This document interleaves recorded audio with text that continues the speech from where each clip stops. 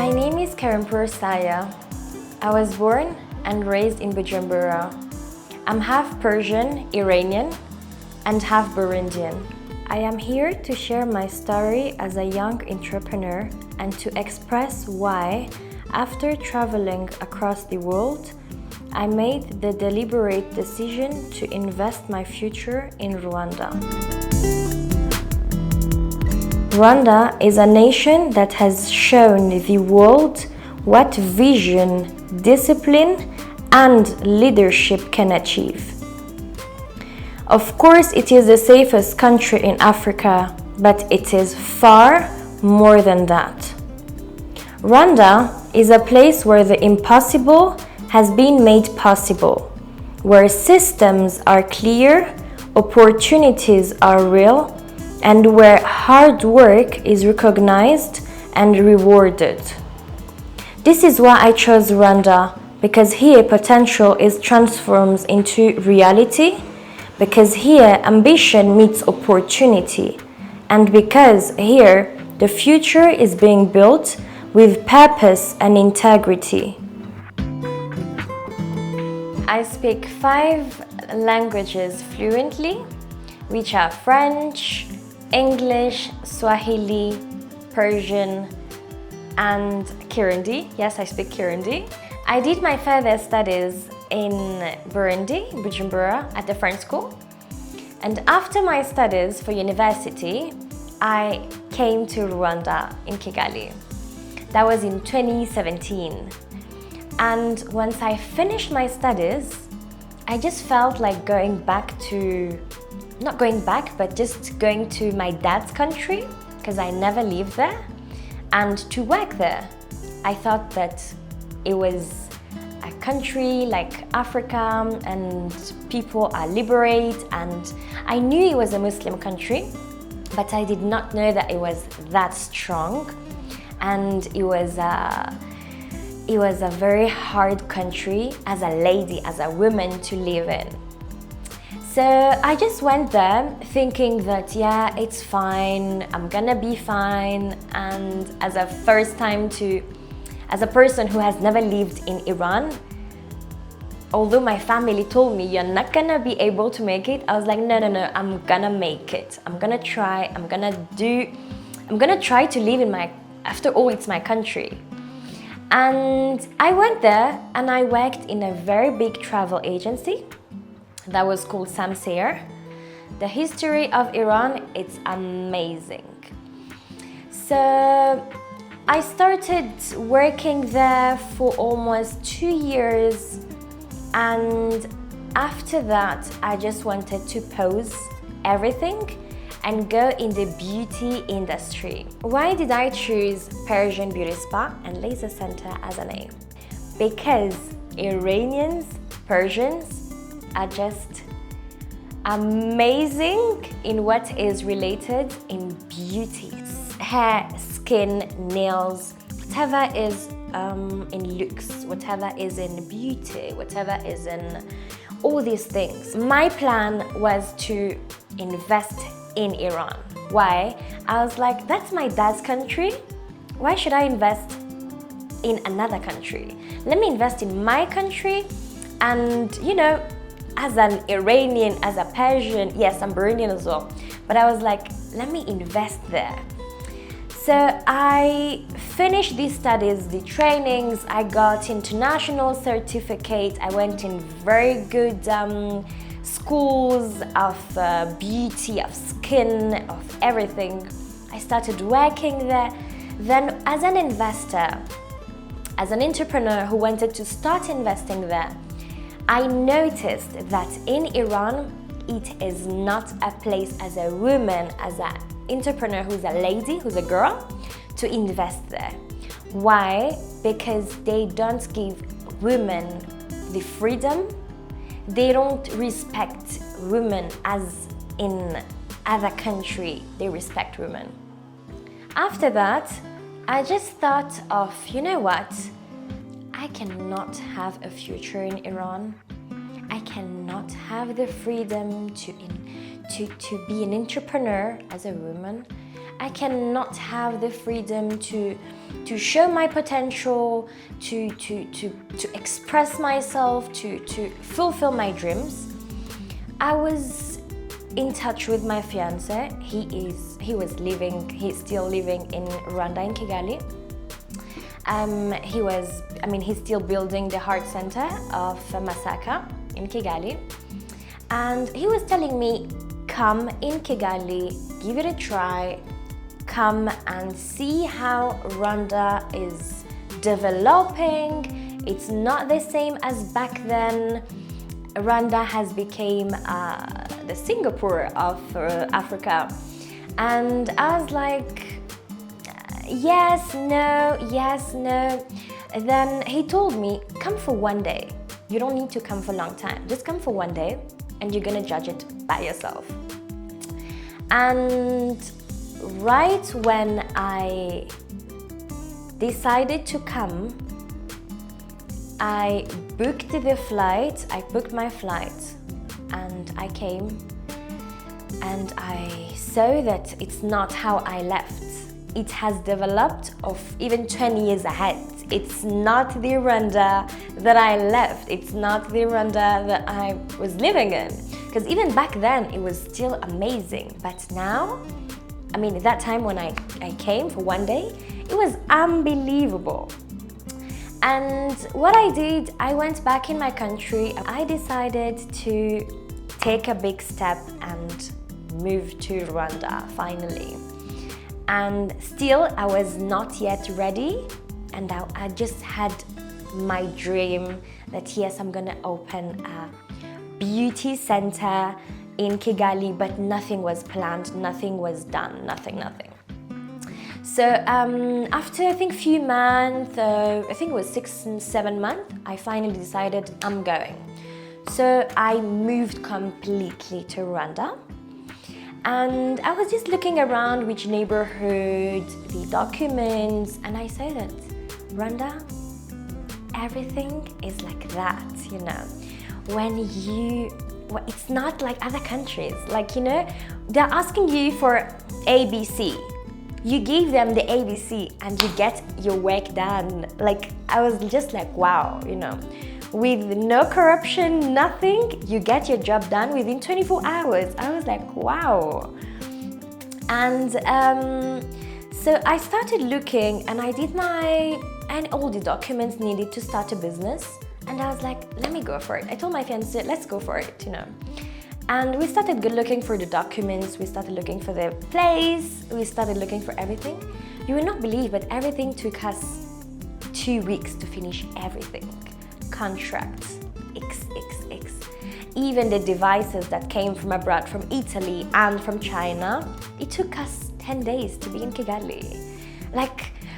In which country would you invest and get everything within 10 days? Impossible.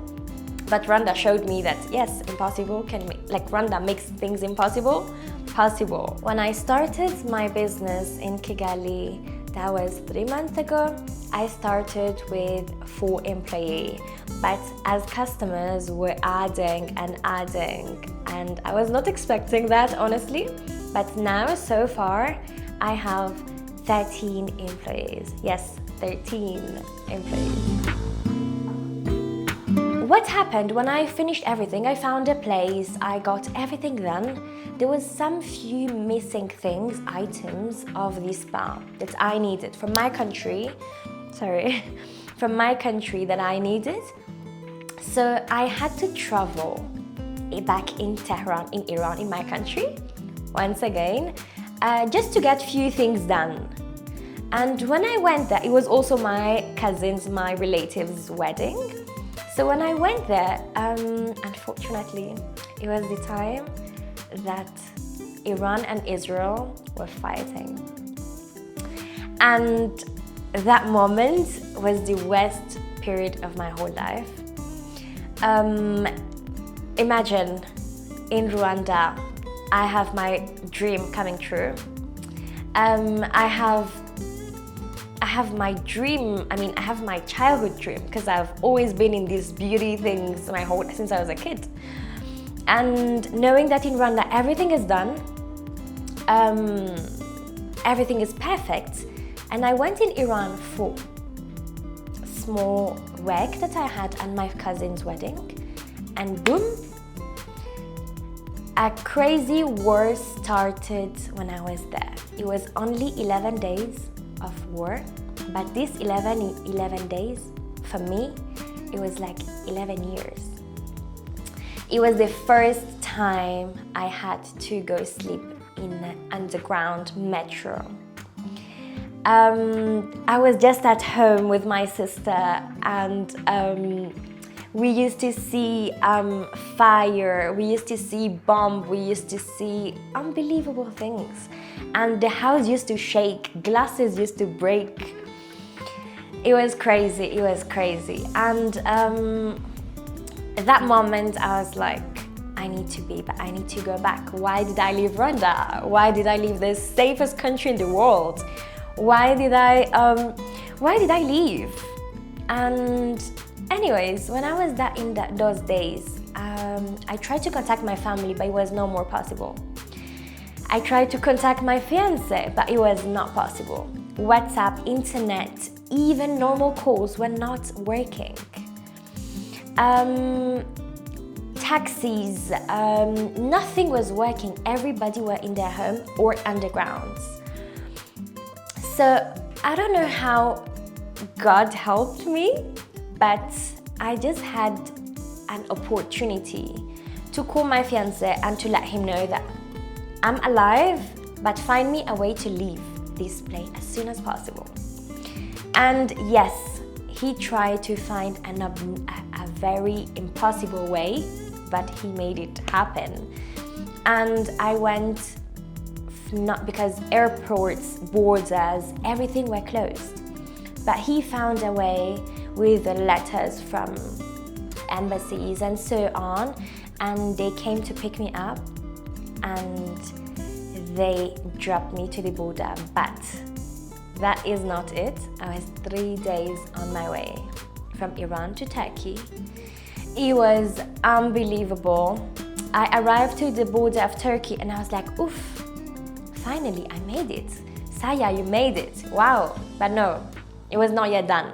Because when I arrived in the border of Turkey, they're like, you are not passing the border. I'm like, why? They're like, yes, you are a double nationality. You have 2 passports, but you are still an Iranian citizen. You should go back in your country. And I was like, no, but I can't. I have to leave. I'm not. Because, you know, it was my first time to be in a war, a real war. You know, it was not gunshots, it was missiles, it was bombs, it was big things. So what I did is I started begging them to the Turkish borders, employees and immigration. I started begging them. I started crying because yes, I was tired. I was fed up, you know. And I had to stay the whole night at the border. No bed, no whatever, no even washrooms, nothing. It was just sitting on the ground and begging them. And the next day, when they saw me, the only one there who didn't give up, because I did not give up, I was like, no, I am gonna stay there and I'll find a way. Because even I was so quiet, I was like, you're gonna make it, you're gonna make it. And suddenly in the morning, one of the borders staffs were like, come here, you can go. And when I went there, that's when I was like, finally, you made it, Saya, you know. And from Turkey, directly, you will not believe, but from Turkey, I straight up came to Kigali. And this is actually one of the hardest periods of as an entrepreneur, as a business investor that I started. This is the only time that I faced a challenge.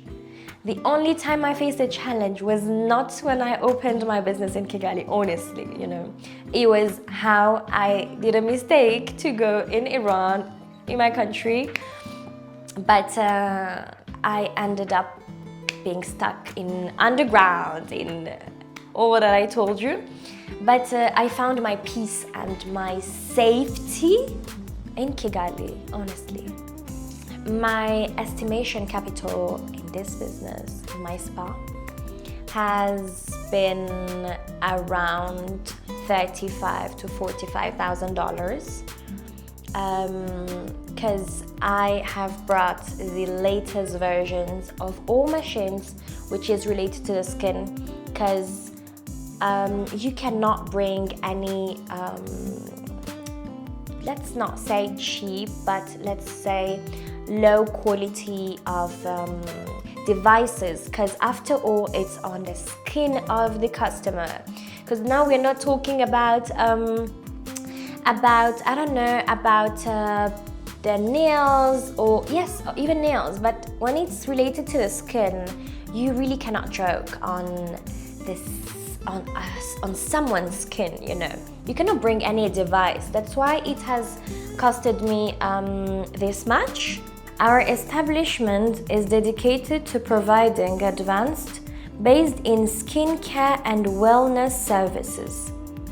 We specialize in professional treatments, in advanced facials, treating acne, treating dark spots, hyperpigmentation, and a wide range of skin-related concerns, using high-quality European brands and international recognized techniques.